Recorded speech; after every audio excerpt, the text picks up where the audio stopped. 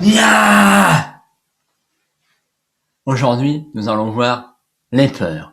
Et les peurs, il y en a plein. Il y a la peur du rejet, la peur de décevoir, la peur de perdre l'autre, la peur de l'engagement, de l'envahissement, du jugement, de déplaire, la peur de la critique, de mourir, de peur de sa réputation, d'être malheureux, de souffrir, de s'affirmer, de dire oui, de dire non, la peur du conflit, de la solitude, la peur de donner, la peur de l'échec, la peur de réussir. Et deux peurs essentielles, la peur du regard des autres, qui est quasiment chez tout le monde, et la peur des émotions. Alors, que faire pour sortir de ces peurs? C'est ce que nous allons voir aujourd'hui. Alors tout d'abord, pour être sûr d'être informé de mes prochaines vidéos, je t'invite à cliquer sur je m'abonne et la petite cloche pour les alertes. Ok? Alors bonjour à toi, je m'appelle Patrice Renez et je suis coach dans l'art de vivre sa sensibilité. J'ai la joie d'accompagner aujourd'hui des introvertis coupés de leurs émotions à les vivre dans leurs relations pour se révéler à leur juste place. Et surtout, d'être fiers d'assumer leur sensibilité d'introverti. Alors la peur. Je sais, tout le monde a des peurs. Et en tant qu'introverti, on a différentes peurs. Et moi, je sais que une de mes plus grandes peurs, c'était la peur du regard des autres. Mais j'en avais d'autres que j'ai découvert en cours de route. Et la problématique, c'est qu'on pense que ça fait tellement longtemps qu'on est dans ces peurs-là, qu'on a l'impression que c'est comme ça, on peut pas changer. Ou alors on essaye, mais ça marche jamais. Il faut comprendre aussi que finalement, plus de 90% de nos peurs sont uniquement des peurs dans le cerveau. D'accord? Ça ne veut pas dire qu'elles sont pas réelles, mais ce ne sont pas des peurs de l'extérieur. On n'est plus à l'âge des cavernes avec les monstres, les dinosaures, les mammouths. On n'est pas dans la savane. C'est rare qu'on se retrouve avec un flingue sur la tête. Enfin, je te l'espère. Donc, les peurs d'extérieur sont assez rares. Mais la problématique, c'est que le cerveau ne fait pas du tout la différence entre la réalité et le côté virtuel. Et la preuve, si tu regardes un film d'horreur ou un film d'action et que quelqu'un rentre dans la salle ou dans ton salon en faisant un bruit qui te fait peur, tu vas sursauter tellement tu es dans le film. Tu vas avoir peur. Donc, c'est bien là une des preuves que le cerveau ne fait pas du tout la différence. Alors le problème, que faire pour dépasser ces peurs? Je suis sûr que tu as peut-être déjà essayé des programmes, essayé des astuces, et finalement, c'est toujours un peu là. Je vais te partager aujourd'hui un parcours en 12 étapes, voilà, non, 12 comme ça, 12 comme ça, comme diraient les gamins, voilà, je m'y perds, 12 étapes pour te permettre d'aller à l'affût de tes peurs et surtout d'aller les traverser. Parce que si tu as des peurs, sache qu'aujourd'hui, derrière ces peurs, il y a un énorme cadeau pour toi. Parce que c'est quelque chose ce que moi j'appelle l'univers t'a amené pour te dépasser. Et c'est une sorte de, tu sais, comme dans les jeux vidéo, il y a un big boss à tuer. Et là, c'est la même chose. Tu as une big étape à traverser et c'est la peur. Et donc, il faut que tu arrives à la traverser. Le problème, comment? Alors, voyons ces 12 étapes que j'ai vraiment à cœur de te partager pour t'aider à commencer ton propre chemin. Le premier, c'est identifier ses peurs. Est-ce que tu connais toutes les peurs que tu as? Et elle va de pair avec la deuxième étape qui est de lister les situations qui te mettent dans ces peurs-là. Et donc, c'est de faire le parcours. Tiens, j'ai eu peur là, c'était quoi comme situation? Ou l'inverse, tiens, c'est vrai que dans cette situation-là, typiquement, moi, c'était, je me souviens à l'époque, tiens, faire une vidéo comme ça, même pas en rêve. Donc la situation de faire une vidéo me donnait la peur du regard des autres, par exemple. Après, moi, j'avais aussi la peur du conflit. Je détestais toutes les situations qui amenaient un conflit réel, imaginaire. Je peux des fois m'imaginer un conflit, donc j'allais pas dans cette situation-là. J'avais d'autres peurs qu'on verra tout à l'heure, mais voilà, liste tes peurs en fonction des situations et identifie tes peurs et pour ça, il faut te confronter aux situations. Donc, note-les. C'est le seul moyen de les identifier. Alors, une fois que tu as commencé à lister tes peurs essentielles, celles que tu côtoies tous les jours, on va dire, eh ben, finalement, pour quelle raison tu veux les dépasser? C'est important que tu trouves en toi la motivation, vraiment. Pour quelle raison tu veux arrêter d'avoir peur du regard des autres? Pour quelle raison tu veux arrêter d'avoir cette peur de déranger? Typiquement, si tu es un commercial et que tu as peur de déranger, ça va être compliqué parce que les gens, il va falloir que tu les déranges un petit peu pour les appeler, pour prendre un rendez-vous, pendant le rendez-vous. Et donc, si tu as cette peur-là, ça va être compliqué pour toi. Alors justement, ça peut être une motivation. C'est je veux réussir dans mon business pour faire ça, pour faire ça. Je veux que mes enfants soient fiers de moi. Je veux réussir à pouvoir faire un saut en parachute. Si t'as peur du vide, bah voilà. Moi, mon kiff, c'est les sports comme ça, mais j'ai peur du vide. Va falloir bien le dépasser si tu veux le faire, par exemple. Donc, identifie ta vraie motivation, celle qui est au fond de toi, parce que c'est pas la motivation extérieure qui va venir, elle va venir de toi. Comme je le dis tout le temps, tout part de soi.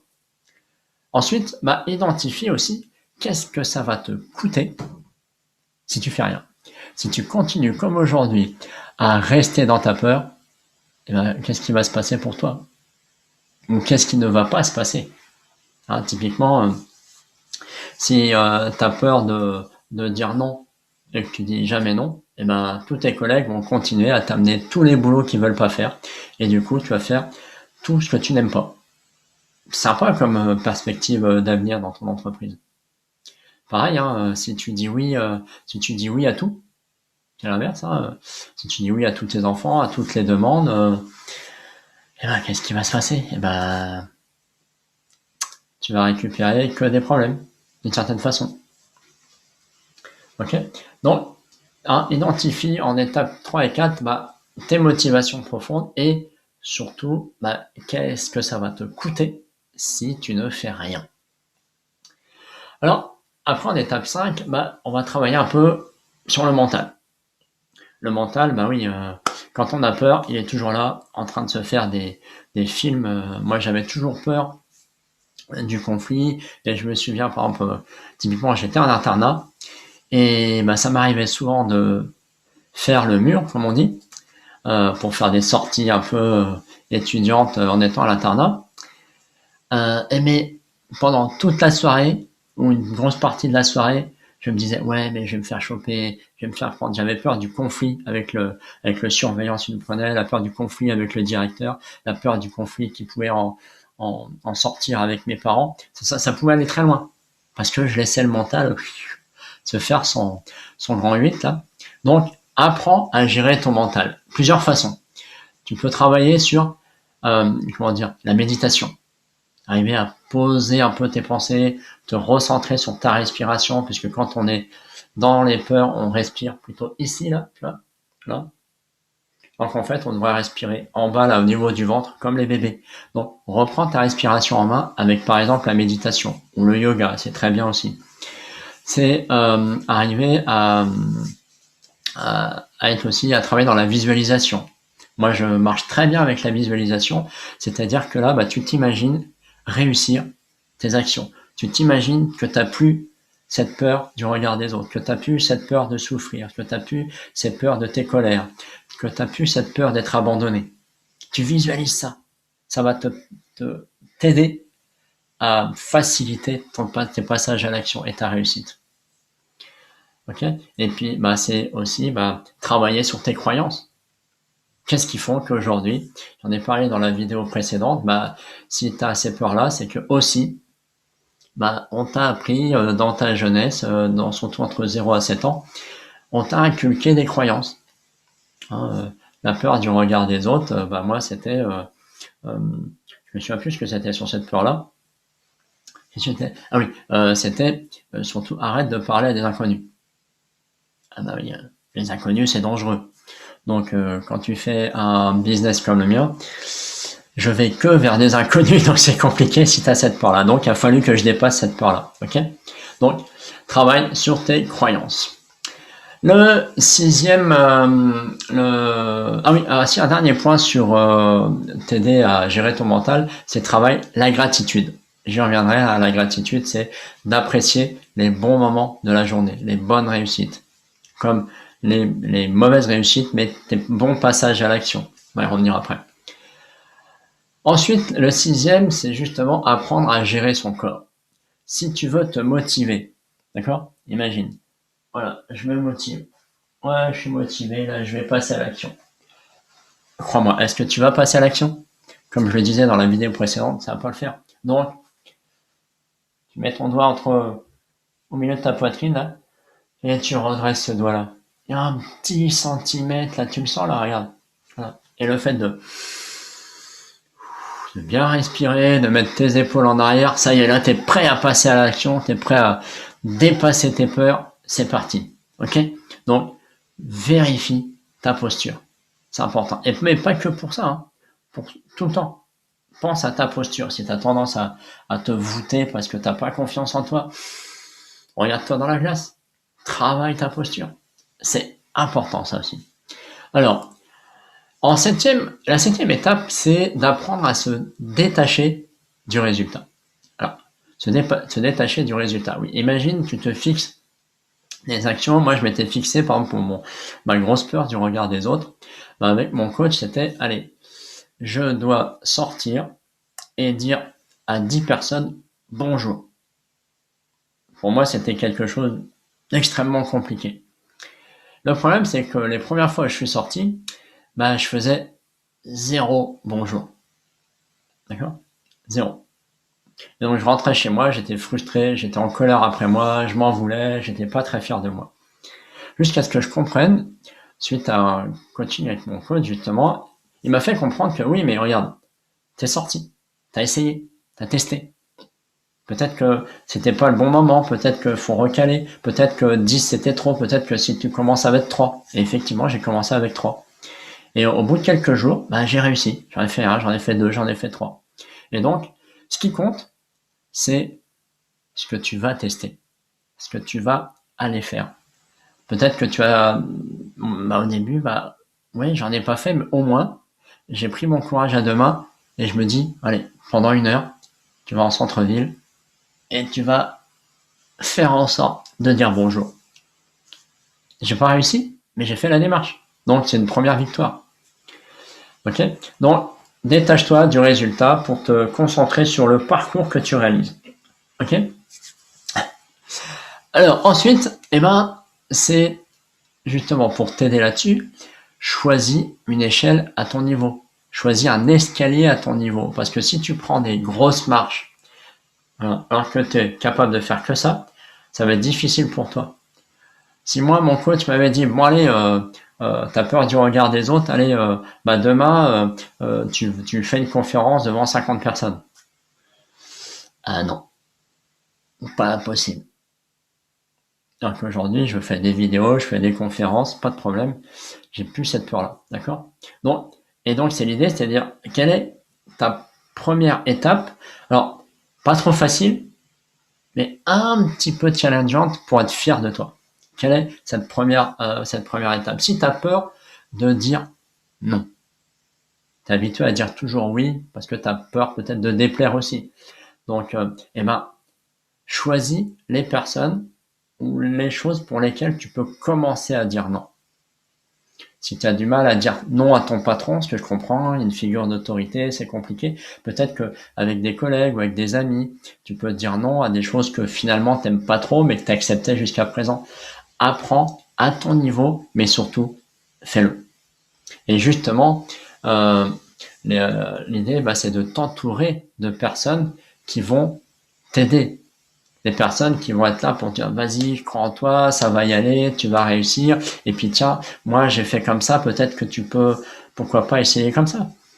qui vont t'encourager, t'être là pour sur le terrain, peut-être pour t'observer, voir comment tu fais, te guider. Parce que c'est important d'être entouré par des gens qui vont te soutenir et pas des gens qui vont te dire ouais mais non ça sert à rien puis de toute façon moi j'ai essayé ça n'a jamais marché donc j'ai peur et puis j'accepte. Non non.